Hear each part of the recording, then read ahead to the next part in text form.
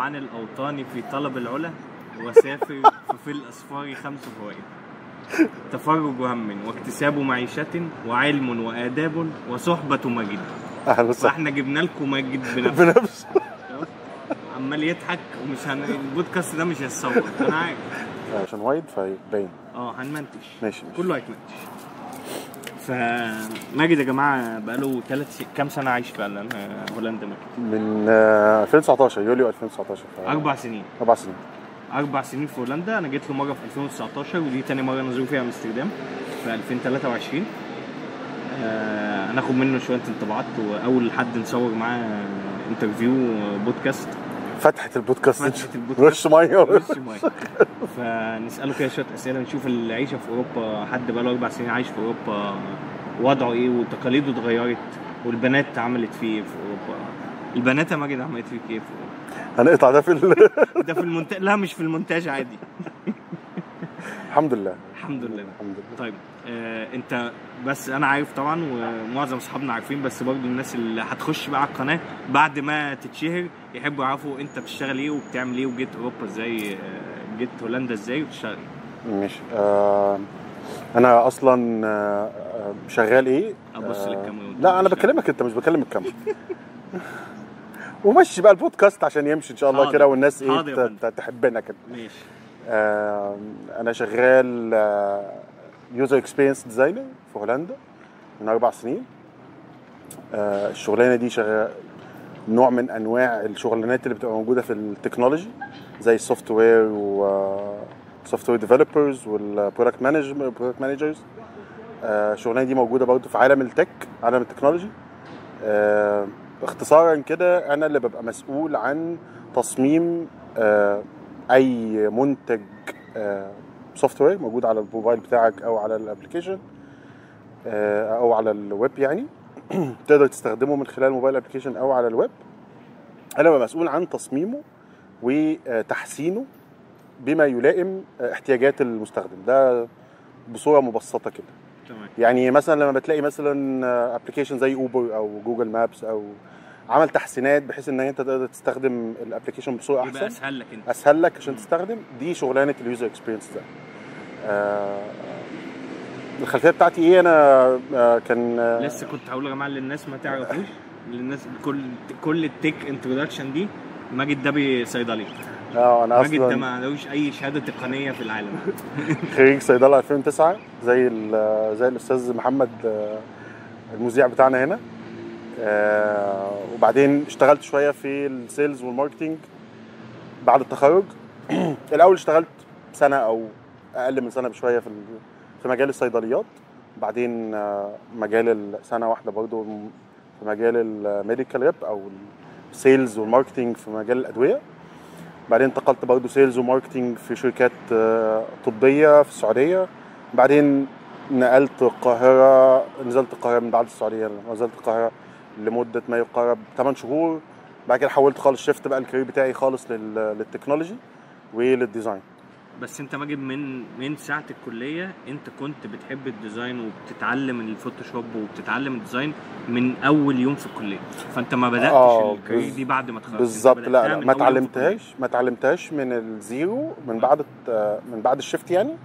كنت اثناء الكليه وقبل الكليه كمان بشويه كنت مهتم بالفيجوال ديزاين بصوره عامه، او التصميم المرئي او البصري. وكنت شغال فيه في مجال الجرافيك ديزاين والحته دي. بس اهتميت وتعرفت على مجال اليوزر اكسبيرينس او مجال تصميم تجربه المستخدم من بعد ما عملت شيفت. يعني انا كنت مهتم بالتصميم، بس المجال ده بالتحديد السبيشاليتي دي او التخصص ده بعد الشيفت بقى اتعلمته. يعني ماجد انت نقلت ازاي هولندا؟ انت كنت شغال في مصر، وصلت في مصر ان انت شغال يوزر اكسبيرينس، خلاص عملت كارير شيفت في مصر وبتاع. ايه اللي حصل؟ هولندا دي برضو مش من الدول السهله اللي الناس بتجيها. ده صحيح. هي ما كانتش فكره السهله، فكره المشهوره. يعني كان دايما الناس بتفكر دايما اللي هو انا هسافر امريكا، هسافر كندا، استراليا، المانيا. هولندا ما كانتش مشهوره في الحته دي يعني. شاءت الصدف وتوفيق من ربنا الحمد لله، يعني ان عارف لما يقول لك انت عامل نتوركينج وفي علاقات ما وبتاع. فصديق حبيبي يعني لحد دلوقتي عايش في هولندا اسمه عمرو كمال. اتعرفت عليه من المجال يعني، وجت فرصه ان كنا بنتكلم مع بعض. قال لي ماجد في فرصه شغل في الشركه اللي هو كان فيها، وقال لي يلا بينا نجرب وبتاع ونتقدم وبتاع. فقدمت البورتفوليو بتاعي او يعني السي في والبورتفوليو، والامور مشيت الحمد لله بعد. بس انا ما كنتش بفكر في هولندا خالص يعني، ما كانش في بالي خالص ان انا اسافر هولندا. كنت بسعى ان انا اشتغل واعيش في مكان تاني طبعا، عشان حياه افضل وشغل افضل. بس كان في بالي دايما المانيا. جربت برضه اقدم في السويد شويه، نيوزيلندا. ما تعرفش ما جات ازاي، ما اعرفش جات لي الموضوع ازاي، بس في اوكلاند.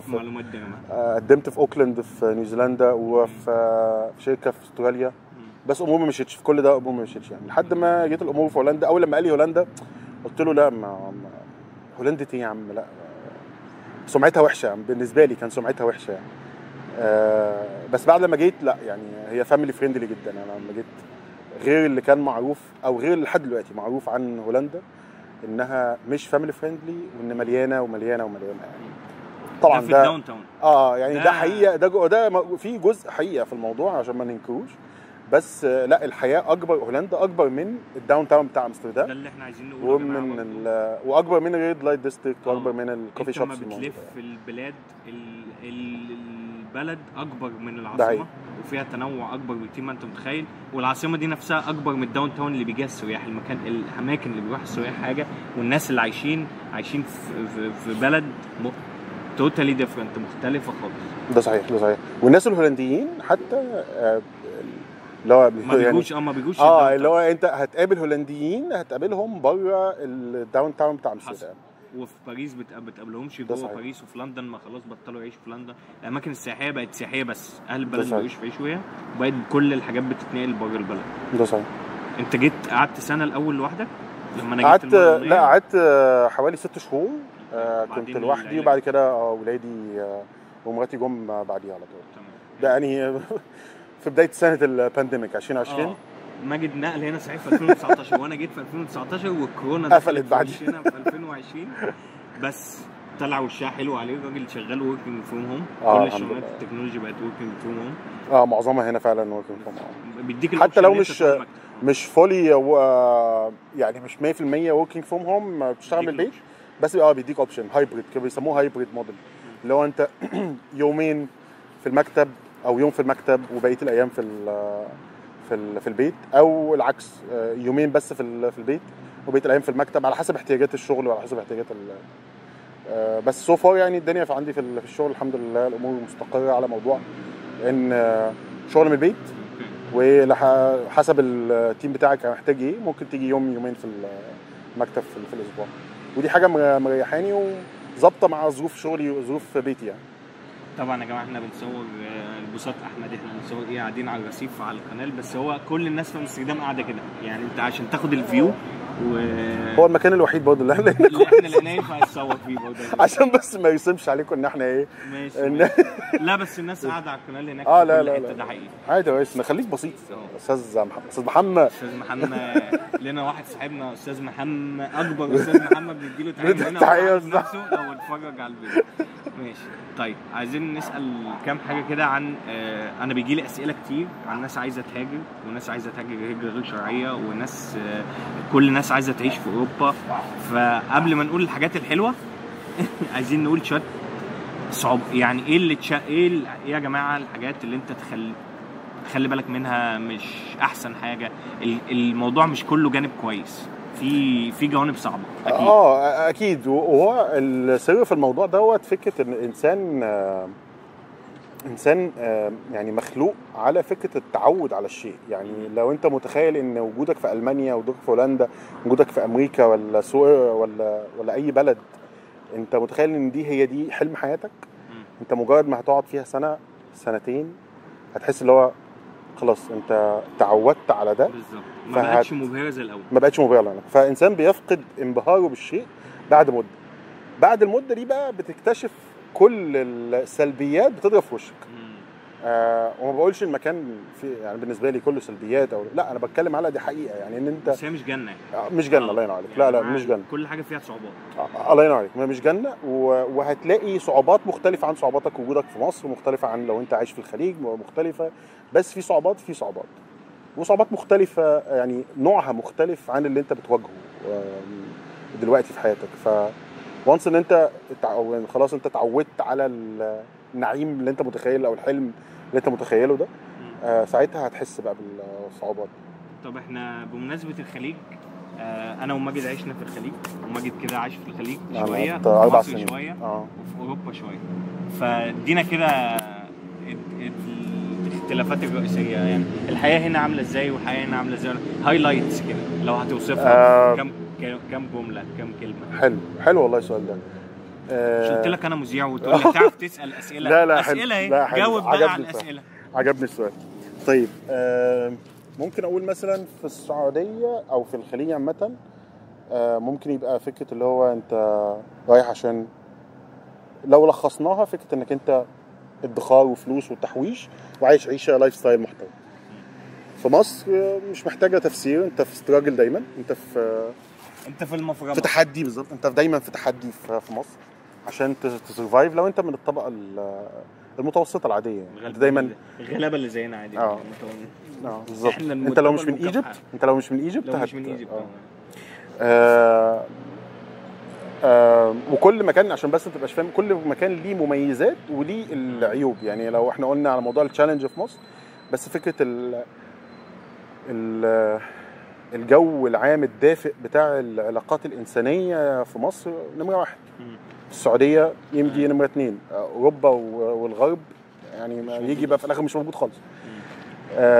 وقيس على ده حاجات كتير موجودة في مصر مش موجودة في بره، وفي حاجات موجودة في أوروبا ومش موجودة في مصر. لو وصفنا أوروبا أو أنا هولندا مثلا، أنت بتعيش لايف ستايل محترم جدا جدا، في نفس الوقت بتعيش على يعني انت لو بتاخد مرتبك بتعيش اللي هو انت تدفع ضرايب ضخمه جدا، نص مرتبك. ما يقارب كم في ما يقارب متهيألي 40%، يعني توصل ل 40%. ده انكم تاكس غير التاكس. ده اللي مش اغنياء. لا مش الاغنياء. الاغنياء بقى بيدفعوا قد ايه؟ مش عارف بس اظن يعني ضرائب السعوديه برضه اظن السعوديه اللهم يعني، بس ما عنديش معلومه بصراحه. بيدفعوا 80 90% بقى ولا انت مش عارف، ما عنديش معلومه بصراحه على موضوع الناس اللي معاهم فلوس كتير. بس يعني اوفرول انت لو بتقبض كويس هتدفع ضرايب كويسه جدا ضخمه جدا، بس في نفس الوقت هتعيش حلو قوي. يعني هتعيش يعني ممكن ما تكونش بتحوش فلوس ضخمه بس هتعيش حياه حلوه. كفايه انك انت الانفراستراكشر بتاع البلد هنا بيخليك تعيش حياه حلوه انت وعيالك.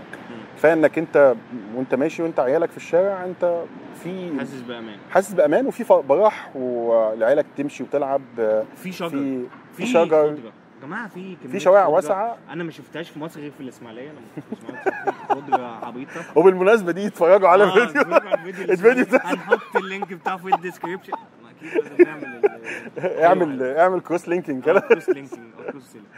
بس بجد يا جماعه هنا يعني انا كنت لسه في المانيا، قبلها كنت في ستوكهولم، جيت على هنا هولندا، كميه خضره يعني كل خضره يعني عدد الشجر لكل بني ادم كبير قوي يا جماعه.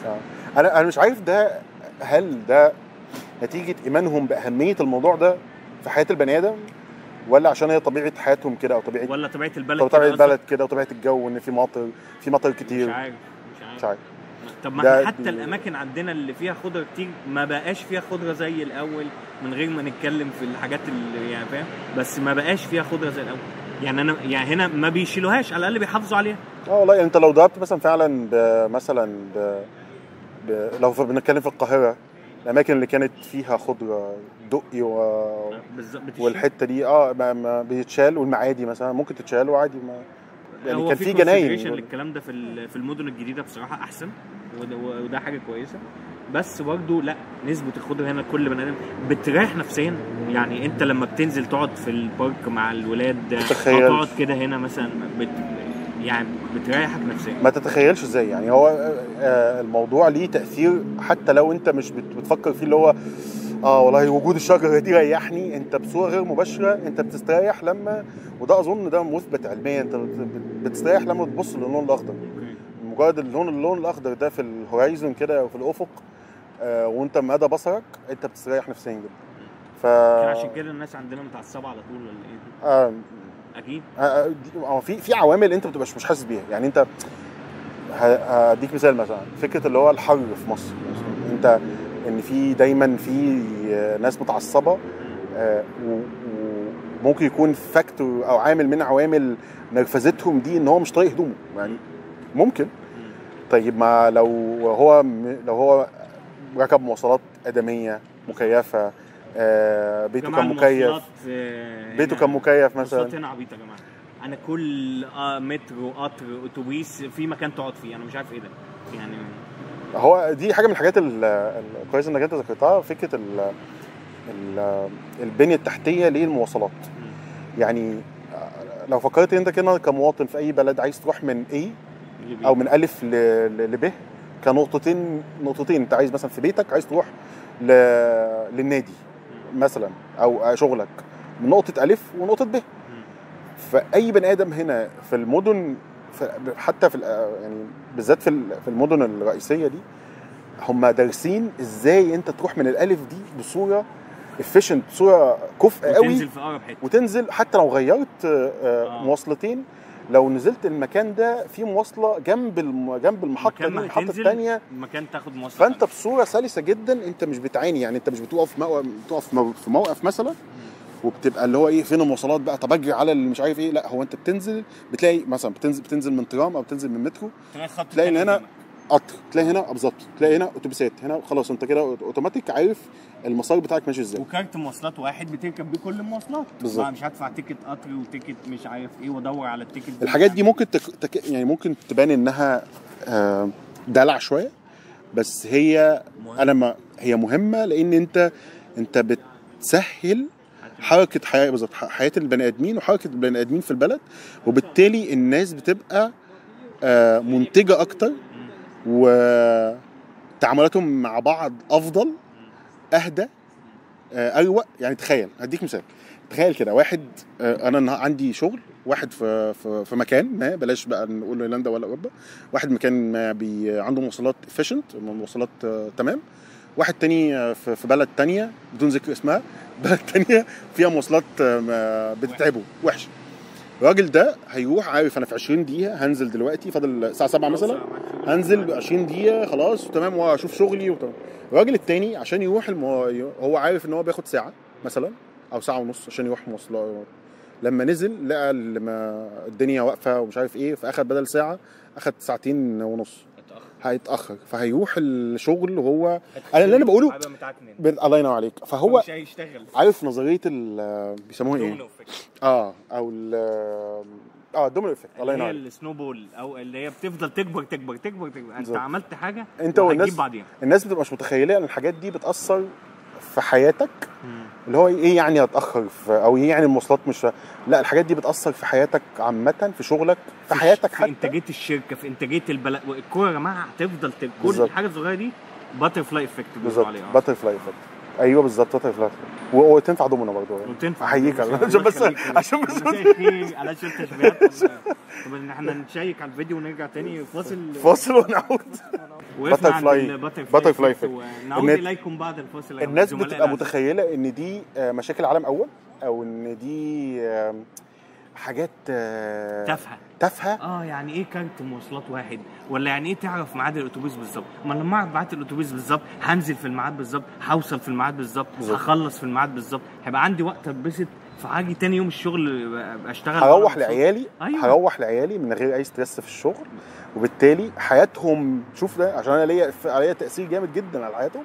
حياتهم هتبقى افضل، حياتي مع تعاملاتي مع مراتي هتبقى افضل، الموضوع بتاعتهم نفسهم هتبقى احسن في المدرسه، هيتعلموا احسن، هيطلعوا منتجين اكتر، نفس هذا الكلام. انا مش عارف الناس بتبقى متخيله الموضوع دي فعلا اللي هو حاجات تافهه ولا هم فاهمين ده، بس هو انا بالنسبه لي ده من الحاجات الاساسيات. يعني مثلا هديك مثال، ان انت لو بصيت هنا على اي شوارع من شوارع هولندا، هتلاقي هم اولاد الذين عاملين ايه؟ عاملين الشارع متقسم لمكان مكان للمشاة انك بتقدر تمشي فيه على الرصيف، عاملين رصيف، والرصيف نفسه فيه مميزات ليه يعني مثلا لو انت طفل كبير، ست عجوزه، حد على كرسي متحرك، انت تعرف تتعامل او حد اعمى كفيف او بصره ضعيف هيعرف يمشي على الرصيف. في فيتشرز في الرصيف تقدر تخلي اللي نستخدمه. دي اول حاجه الرصيف. تاني حاجه هم عشان هنا مشهورين بموضوع العجل، فهتلاقي جنب الرصيف على طول لين تراك بتاع العجل، ولو مشيت في التراك بتاع العجل هتلاقي في واحد بيلوشك هتتاكل. فاهم اللي هو ايه؟ انت ماشي مكان، لا تعالى ده زبون. عارفين جي تي ايه كده؟ والله العظيم عاملين زي بتوع جي تي ايه عند المحطه. والله في واحد وماشي وراح يجيبه فاهم بكل الغل اللي في الدنيا. هم بياخدوا الموضوع ده سيريس. بعد كده يعني رصيف، بعد كده حاره للمشاة، وبعد كده رصيف صغير هتلاقي فيه زرع اخضر وشجر وبتاع، بعدين لين واحده للعربيات. رصيف يبقى شارع واسع يعمل 3 حارات او حارتين، وهتلاقي فيه حاره واحده بس للعربيات. لا في بلاد تانية عندها 3 حارات للعربيات ورصيف للقهاوي. بالظبط كده. وبالنسبه للناس مش المفروض اصلا يمشوا في الشارع؟ ما هو ده نابع من فكره اللي هو عدم ايماننا بأحقية البني آدم إن هو يمشي في طريق آمن في الشارع. اللي هو إيه يا عم ما تمشي يا عم بقى، أنت هتخوتنا ليه؟ ما تمشي. لا هو الموضوع حتى يعني أنا كنت بتفرج على برنامج كده على اليوتيوب لرئيس أمانة المدينة في السعودية. بمناسبة رئيس أمانة المدينة، أنا اتصورت مع عمدة إيسن. شوفوا الفيديو برضه، كان عندنا إيفنت في إيسن في ألمانيا والعمدة جه راح بينا، هتلاقوا الفيديو هتلاقيه فوق اللي فوق. اتفضل استاذ. رئيس بلديه المدينه. رئيس بلديه المدينه، او يعني انا فهمت كده ان هو رئيس بلديه المدينه، ما اعرفش المنصب بتاعه يعني. المهم يعني عمل بيسموه ريفامبينج او اعاده هيكله او اعاده تصميم للشوارع والارصفه بتاعه المدينه. اوكي. هو والتيم بتاعه والفريق بتاعه متبني كلمه انا اول مره اشوف مسؤول عربي بيقولها، ودي والله ساعدتني جدا. مسؤول عربي قال ايه؟ في دوله عربيه ده مش هنا؟ استنى بس، قال ايه في دوله عربيه السعوديه. جميل والله. في السعوديه قال حاجه جميله جدا. قال ايه؟ قال تحيه السعوديه يا جماعه. تحيه السعوديه. الناس بتقفز قفزات. اتفضل. قال الكلمه العربي، اللفظ العربي، قال لما يقول لك هيومنايز بالعربي اللي هو ايه؟ انسنه. الله ينور عليك. يا جماعه، انسنه في السعوديه شغاله. الله ينور عليك. احنا بنصور الفيديو ده كان صلاح لسه ما مضاش للاتحاد. لو صلاح مضى للاتحاد فده مش تحيه للاتحاد جده. لو صلاح ما مضاش هيمضي السنه الجايه. هيروح فين؟ هيمضي السنه الجايه. انسنه. كان بيقول انسنه. الترم ده واللفظ ده عجبني جدا، لاني انا اول مره اشوف حد بيتكلم على ازاي تخلي البني ادم في منتصف تفكيرك كمسؤول للبلد. عمل ايه بقى؟ عمل نفس اللي انا بقول لك عليه، دي فكره اللي هو البني ادم.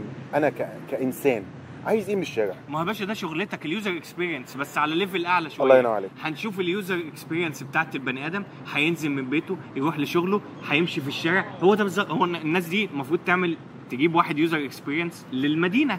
الله ينور عليك. مش للعربيات. انت لو حتى مش لازم يبقى باللفظ اللي هو يوزر اكسبيرينس ديزاينر، بس بيبقى فكره الناس المهتمه بحاجه اسمها ديزاين ثينكينج، اللي هو انا ازاي اخلي البني ادم في منتصف، زي ما قلت لك، في منتصف تفكيري او في منتصف العمليه اللي انا معايا تيم، اخلي اليوزر كده في النص واقول والله هو بيعاني من ايه لما ينزل من بيته بيروح شغله بياخد في 3 ساعات. طب ليه بياخد 3 ساعات عشان يروح شغله؟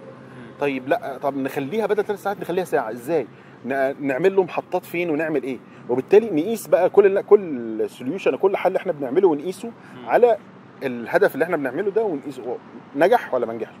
الحاجات دي هتخليك تعمل ايا كان منتج، بلد، سيرفيس، اي حاجه، حتى لو شارع او حتى لو انت في بيتك هتعمل حاجه افضل، عشان انت بتفكر في غيرك، بتفكر في اللي قدامك هيستخدمها ازاي. نرجع تاني للمدينه. فكر ازاي؟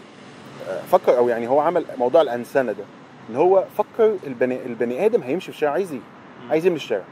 فعمل نفس اللي بقولك عليه اللي بيعملوه هنا في هولندا وفي اوروبا عامه. بعض ده فكره اللي هو الرصيف. انا هعمله، هديزاين الرصيف ازاي؟ احط رمبات بتاعه الكراسي المتحركه عامله كده ولا بدرجه كويس، لان لو عامله كده مفيش كرسي، مفيش حد عمل رمب كده بدرجه 60 ولا درجه، ويكون هو اصلا عمله تيست مع كرسي متحرك. لا يمكن، لان هو اكيد حد هيستخدم الكرسي مش هيعرف يطلع الرمب ده لوحده. المهم يعني، ففكره الانسنه دي حاجه من الحاجات الجميله جدا. ف دي يعني احنا لو كنا بس تشتتنا كده في الكلام، فكره اللي هو المميزات والعيوب دي احد المميزات اللي موجوده في البلد. انا ما عنديش اكسبيرينس في بلدان غير هولندا. فانا بقول لك اللي موجود في هولندا ان هم بيهتموا بده، بيهتموا بفكره البني ادم عايز ايه وهو في الشارع، حتى لو الورد الشجر شكله عامل ازاي، توزيعات الشجر في الشوارع، علامات الطريق في المرور، كل ده بيحطوا دايما المواطن، خلينا نسميه بقى المواطن دلوقتي، في السنتر في التفكير، وبيعملوا اي حاجه في ظل ده، ان هو بيفلفل او بينفذ حاجه عشان تقلل هسل من على المواطن وتزيد من السعاده بتاعته. دي حاجه من الحاجات الجميله جدا. بس ماشي. دي من مميزات فاحنا هنقدر نقول ان حياتنا في الخليج ماتيرياليستيك اكتر، بس في كواليتي اوف لايف. بالظبط. ويمكن كمان في حاجه مهتم بالفلوس. حياتك في مصر لا خلينا ما نقولش مهتم بالفلوس عشان بس الناس أيوة. الناس حبايبنا في الخليج ما يزعلوش. انت مركز على ان انت تعمل فلوس، لان انت برضو هناك رايح عشان هدف ده على فكره، وده مش عيب. وحتى هنا في اوروبا بيسافروا دبي عشان يشتغلوا، عشان زيرو انكم تاكس وكل الكلام ده. انا هدفي ده. بس في الخليج حاجه من الحاجات الواضحه جدا مثلا في الخليج، ان انت لما عايز تستمتع بوقتك وبتاع بتعمل ايه؟ بتروح مول مثلا. معظم الحاجات مول، قهوه، مكان كويس بتاع. والحمد لله دلوقتي ان هو الناس بدات تهتم بجناين اوسع، بشجر. لا هنا مفيش فكره انك انت تروح تتفسح في مول. دي من الحاجات اللي مش موجوده. طبيعه اكتر، وان الانسان هو محور التفكير المسؤول او الدوله او كل حاجه. بالظبط. فكره الانطلاق بره، يشوفوا يسافروا في حته، يروحوا جنينه يقعدوا فيها. فالحاجات دي بالنسبه لهم هنا ده المعتاد. فكره الفسحه في مكان مغلق مش او في مول يعني او تجاره، دي تبقى فسحتهم فكره موجود بس مش بنفس الصوره الكيفيه في الخليج. فده اوجه مفيش حاجه عشان بس يعني عشان الناس ما تفهمش ان ده حلو وده وحش. لا، كل حاجه لها مميزات ولها عيوب بالظبط. كل حاجات مميزات وليها عيوب. زي ما هنا في ده اللي هو الناس المنطلقه مش عارف ايه وبتاع، في عيوب متعلقه بالموضوع. يلا ادينا بقى العيوب يا استاذ ماجد. لا هو يعني برضه على حسب انت تفكيرك عامل ازاي. يعني انا واحد من الناس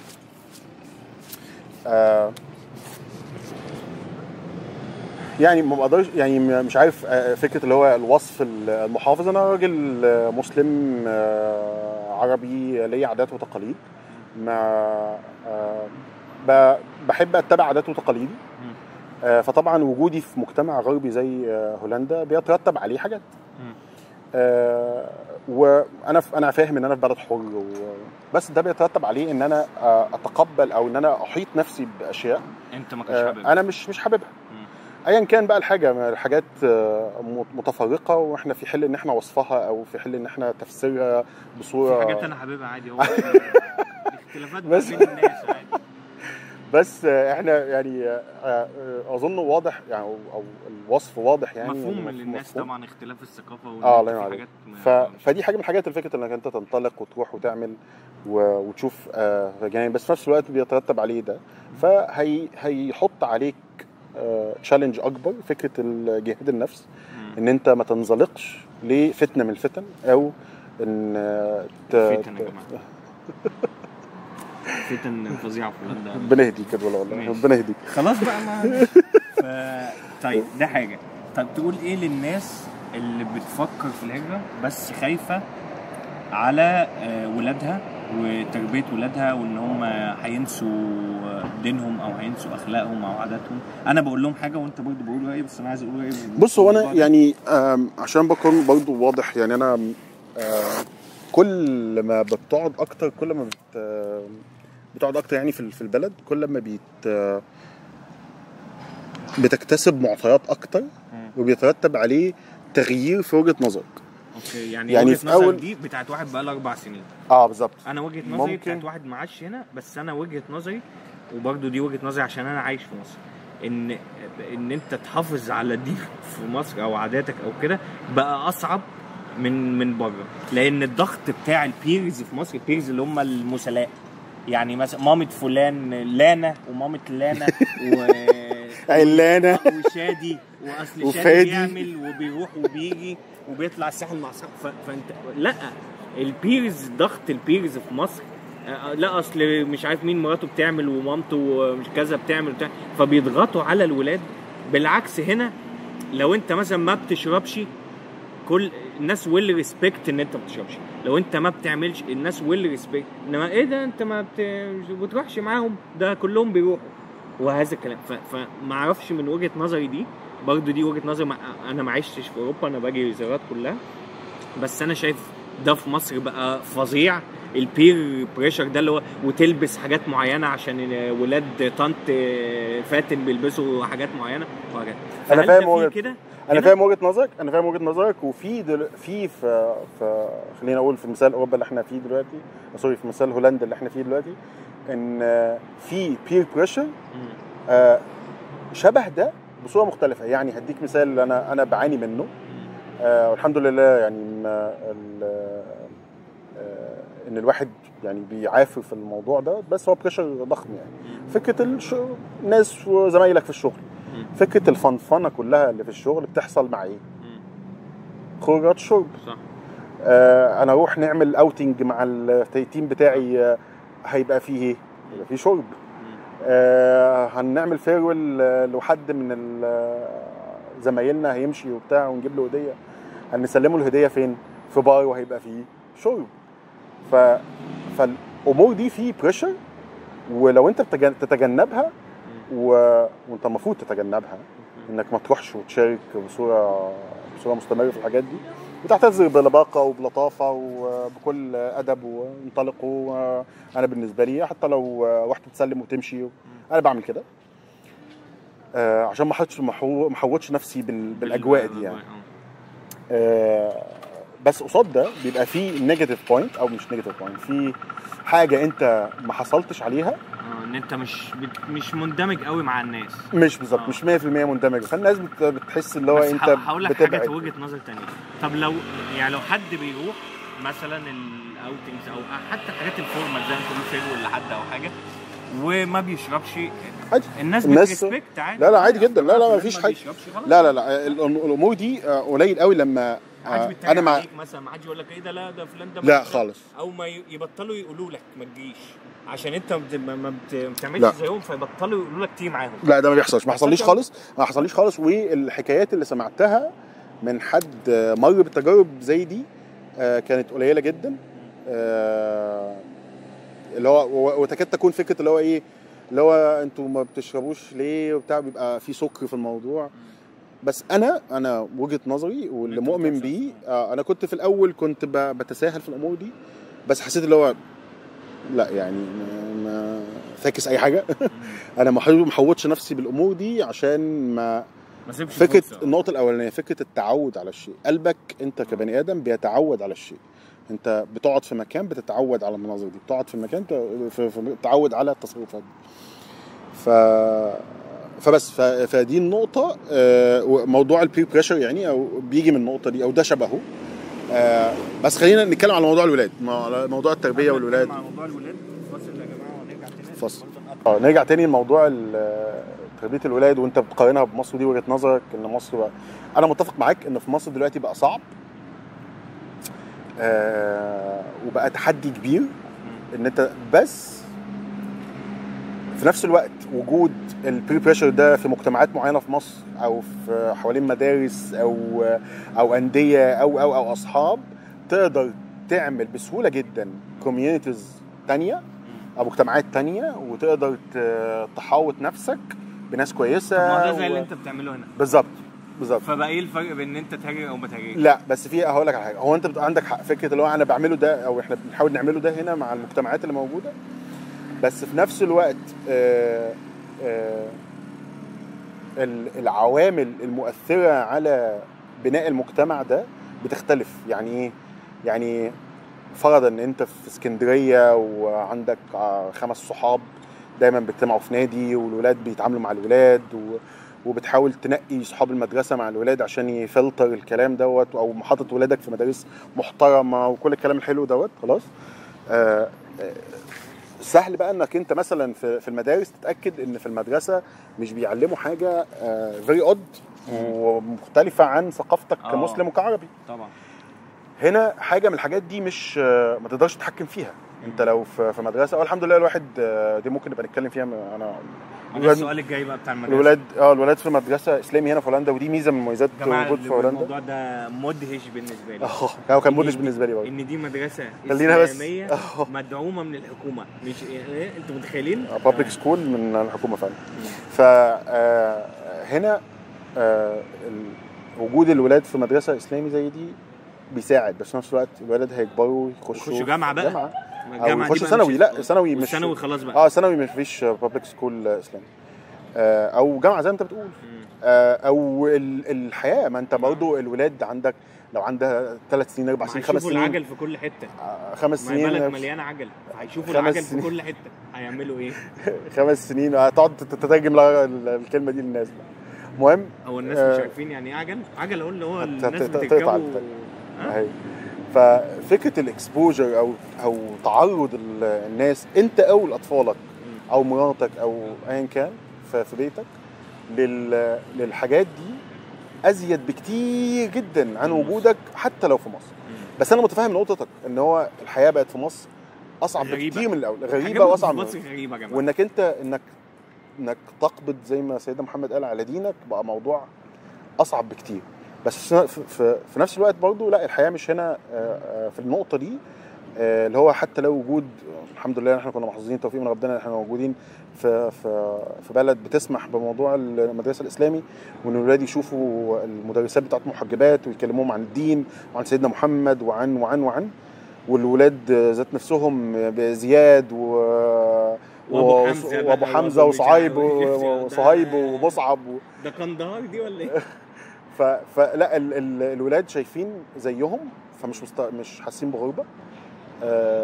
بس في نفس الوقت لا يعني كل الحمد لله المميزات دي انت برضه ما بتقدرش تكنترول حاجات عوامل مؤثره في حياتك وحياه ولادك وانت في بلد غير مسلم زي هولندا. طيب هنتكلم عن موضوع المدرسه. بس اوفرول عشان نختم النقطه دي بس. اوفرول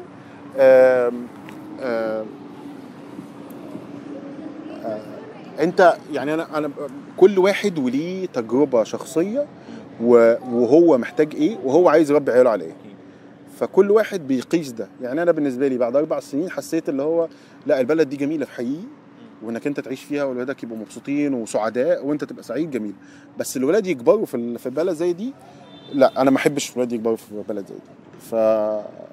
فبالنسبه لي تاسك ان انا طيب ايه النكست ستيب بالنسبه لي دي اللي انا بفكر فيه دلوقتي. الله اعلم. ماشي.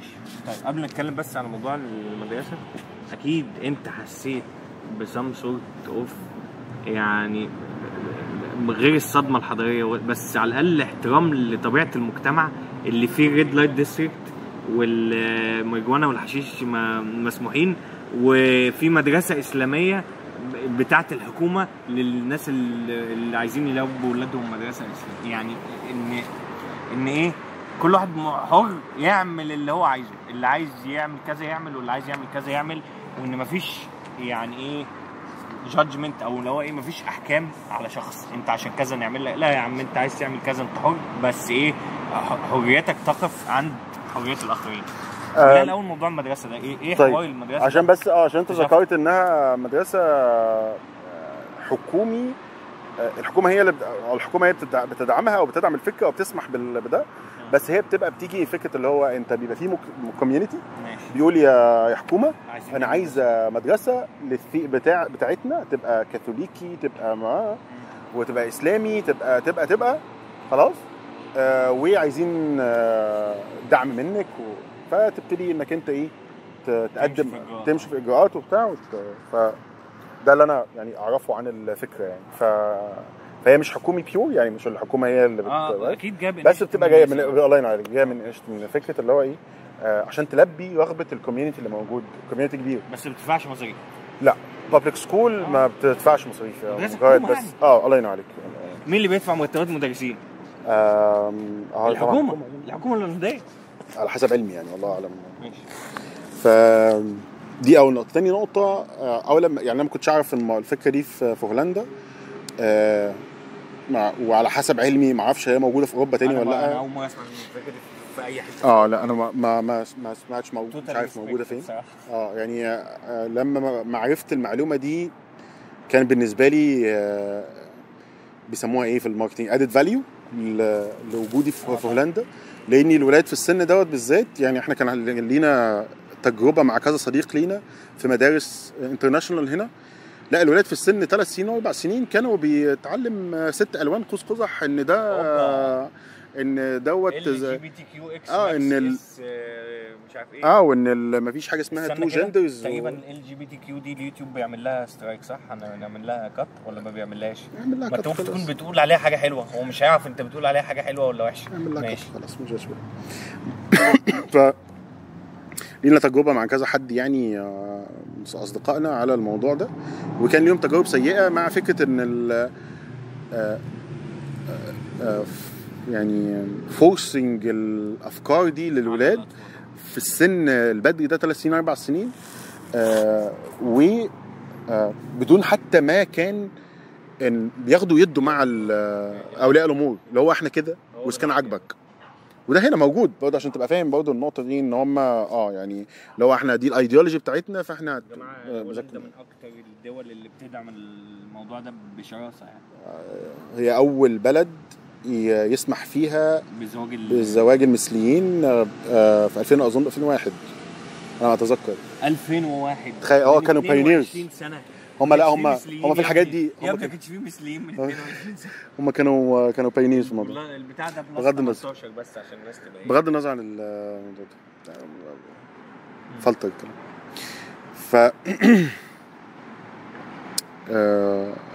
ف نرجع تاني المدرسه. فدي كانت بالنسبه لي ادد فاليو، وجودي في بلد بيسمح ان في مدرسه اسلاميه وان الولاد يتعلموا حاجات معينه في دينهم، حتى لو حاجات بسيطه، حتى لو مقتبسات من حياه سيدنا محمد، احاديث بسيطه، قران. ما يحفظوش قران طبعا، بس يعني بيحفظوا حاجات بسيطه، وكانوا بيدرسوا مبادئ وقيم عن العقيده وعن الاسلام. ودي حاجه جميله يعني، زائد المناهج الهولنديه يعني. فدي بالنسبه لي يعني زي كده ليه الحاجه اللي انا حتى مخلياني في الحي اللي انا موجود، ان المدرسه موجوده جنب في الحي. فدي حاجه من الحاجات المهمه جدا بالنسبه لي.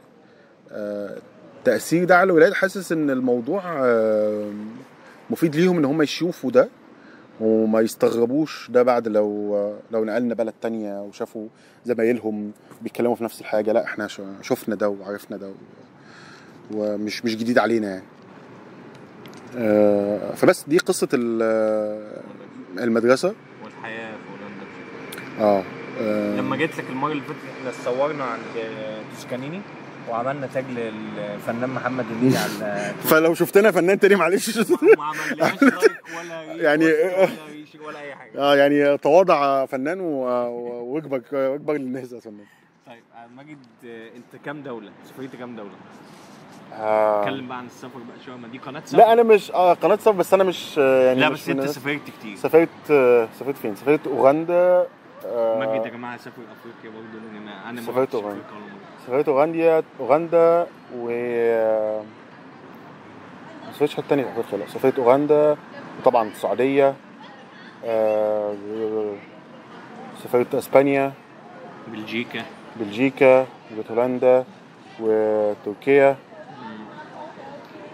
بس لفه حلوه. لا يعني متواضعه بالنسبه لك يا استاذ محمد. والله لا بس انت بتحب السفر برضه. بحب السفر سوا 2020 كانت طلعه ممتازه. انا دي من احلى السفريات والله. وكانت قبل ما ابتدي اعمل كل السفريات بتاعتي. لا كانت سفر ممتاز جدا كانت رحله حلوه.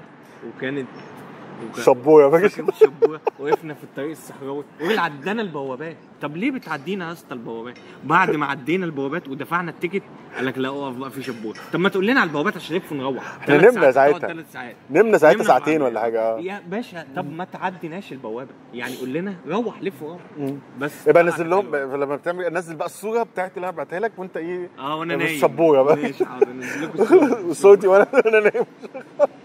طب ايه احلى دوله من الدول دي انت يعني طبعا مش هنقول احلى بس احلى سفريه؟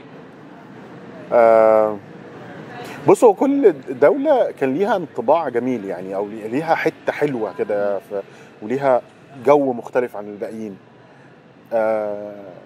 اول دولة في اوروبا مثلا كانت اسبانيا. قعدنا اسبوع ورحنا فالنسيا بس عشان كنت رحلة المؤتمر كده لمراتي وبتاع، كنت مسافر معاها. اتفسحنا في فالنسيا بس بلد جميله صغننه كده، وحسيت اللي هو ايه، عارف اللي هو انت اتحطيت في تاريخ اوروبا كده مره واحده، عارف اللي هو انت راجل مصري اتحطيت في تاريخ، فانت بتوبزرف التاريخ ده كله والمباني العريقه. انا بحب العماره يعني. كل ما نخش بلد اوروبيه انت كانك بتخش فجوه زمنيه. مش ممكن الناس دي محافظه ازاي على تاريخها. دي حاجه من الحاجات الجميله صحيح. الداون تاون بتاعتها والمباني، وحتى بيعملوا مباني جديده بتاخد نفس الارت دايركشن يعني، ما في هدف. كان انبهار بالنسبه لي ساعتها فعلا فالنسيا على جمال. انا بقول لك انا بحب العماره جدا، بحب الفن والعماره، فكان مبهر بالنسبه لي على جوده وروعه وحرفيه الناس دي في بناء مباني بالجمال ده، ولسه محافظين عليها زي ما انت بتقول. يعني احنا في مصر عندنا مباني جميله جدا في العصور دي للاسف مش بنحافظ لو جينا نرممها بنخلي شكلها حاجه تانية خالص، خلاص بقت حاجه تانية. صحيح. افريقيا في اوغندا مثلا، لما سافرت اوغندا كانت رحله تطوعيه مع فريق سفراء للعمل الخيري. رحله اللينك بتاعهم في الديسكربشن برضه. خالد صديق لينا جميل جدا. رحت السفريه دي. كان عمل تطوعي كده لمده كام يوم. بس كان مبهر بالنسبه لي برضه الفكره اللي هو ايه، يعني هنا في اوروبا طبيعه جميله وبتاع، بس طبيعه الانسان عاملها. هناك خام جدا، طبيعه بقى بجد بقى، طبيعه بقى انت داخل الغابه ده حقيقي. وعملنا رحله في عكس مصب ايه، منبع نهر النيل. احد المنابع يعني بتاعت نهر النيل في اوغندا. وعملنا رحله رافتنج كده بقوارب بمراب مطاطي. عملنا الرافتنج دي في تايلاند، كان يوم ما يعلم دخلت الغساله. وقعنا مرتين. ما يعمل الرافتنج ده. انا وقعنا في مرتين في ترعه من الترع دي شبه دي كده. بس الفكره بقى ايه، انك انت في اسمه رابط شبه الشلال الصغنن كده، اول لما بتقع انت بتخش جوه غساله حرفيا، انت بتعمل كده بتعيش تجربه الغرق يعني للاسف. المهم يعني، بس بغض النظر عن الاحساس ده، الفكره ان انت ماشي بطوف كده، بيسموه طوف ولا مركب صغنن. لا هو كان قارب مطاطي. وانت ماشي كده في احنا جنود مصريين هنا سابتنا ومشي بالظبط. قالوا سلموا نفسكم هنا. الاحساس كان حلو جدا. وزي ما قلت لك انت في الحته دي وسط الطبيعه الخام دي، كان احساس رهيب. انت عايش حياتك كلها في اسمنت مره واحده انت كده عارف اللي هو انت ممكن يطلع لك دلوقتي التمساح يقول لك السلام عليكم، انتوا جايين تعملوا ايه في الحته بتاعتي. فدي كانت برضو يعني لمسه او لحظه من اللحظات الجميله اللي في اوغندا. والناس هناك طبعا من اجمل ما يمكن، ناس طيبه يعني. احنا متخيلين ان افريقيا اللي هو ايه، خطر في كل مكان وبتاع، وممكن يحصل لك حاجه. الناس لطيفه جدا جدا يعني. واقصى حاجه بيستغربوك لانك انت مختلف عنهم، بشرتك مختلفه عنهم، فبيسموك موزونجو ده اللي هو اللي هو الاجنبي بقى، اجنبي. موزونجو. فتلاقي العيال بيجوا وراك موزونجو بيجوا على الغنده يا جماعه، يقول لك موزونجو. جده طبعا، واهل جده الناس المحترمين فيها يعني. كانت علامه من علامات حياتي في جده. طبعا وجود الحرم، وجودك جنب الحرم. انا حبيت الحياه في جده بصراحه. الحياه في جده جده من المدن اللي انا عشت فيها، وكنت حابب الحياه فيها. بس انا حبيت الرياض اكتر بصراحه برضه عشان كنت انت قعدت في جده ورياض اسكندراني، بس مش حبيت متوقع الرياض بصراحه. أكتر. وحاجه غير متوقعه ومحدش لحد دلوقتي بيصدقني، بس والله انا حبيت الرياض اكتر. فاضل ايه؟ فاضل هولندا وتركيا. انا وقعت في غرام تركيا في اسطنبول، ما تعرفش ليه. اسطنبول 6 مرات يا جماعه، ممكن اروح 60 مره كمان. لا اسطنبول رهيبه يعني. احنا قعدنا 10 ايام في اسطنبول بس، انا رحت وحاسس ان انا وحاسس وحاسس ان انا ما غطيتهاش خالص. وفي حاجات جميله تتعمل، وهي كل حاجه فيها جميله يعني.